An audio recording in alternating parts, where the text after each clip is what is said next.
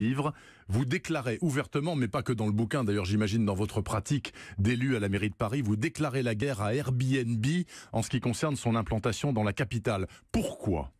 Parce que nous sommes confrontés depuis maintenant quelques années à un développement énorme de cette entreprise qui a des conséquences très concrètes pour les Parisiens. Pour être très simple, nous avons perdu 20 000 logements depuis 5 ans. Ce sont des logements qui auparavant étaient loués à des Parisiens et qui désormais sont devenus des machines à cash et ne sont utilisés que pour accueillir des touristes. Et dans une ville qui est aussi dense que Paris, dans laquelle on a autant de difficultés de logement, nous ne pouvons évidemment pas accepter une hémorragie pareille. Donc, selon vous, Monsieur Brossat, si je reprends votre expression qui est particulièrement bien vue, on est passé en matière d'Airbnb de la culture du partage à l'économie de prédation. Exactement. Ce sont des prédateurs. Au départ, Airbnb se présente comme une entreprise sympathique qui fait deux gagnants. D'une part, un propriétaire qui loue son logement de manière occasionnelle, Oui. et d'autre part, un touriste qui peut venir à Paris ou dans une autre ville à des tarifs inférieurs à ceux des hôtels. C'est donc un système gagnant-gagnant. La réalité, c'est que nous avons de plus en plus affaire non pas à des loueurs occasionnels,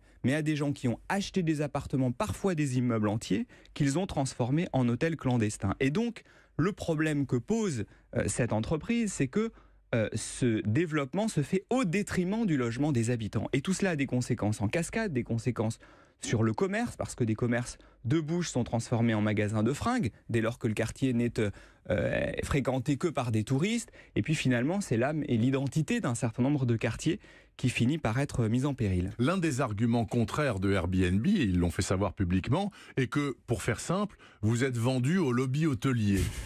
Êtes-vous payé par les hôteliers, Monsieur Brossat, pour défendre leur cause ?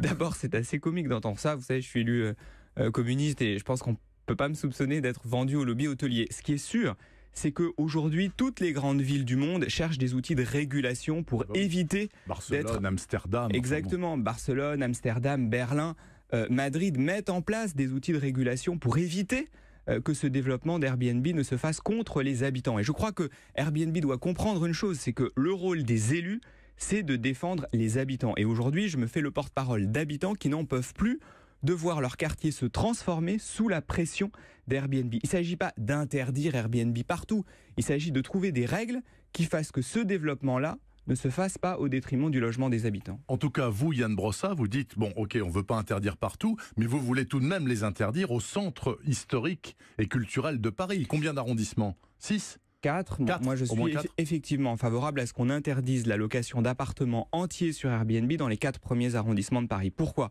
Parce qu'il y a une spécificité dans ces arrondissements-là. Aujourd'hui, dans ces 4 arrondissements, un logement sur 4, 26% pour être précis, n'est plus occupé par un Parisien. C'est-à-dire que dans ces arrondissements-là, on a maintenant des rues entières dans lesquelles on n'a quasiment que des locations Airbnb. Prenez la rue des Archives.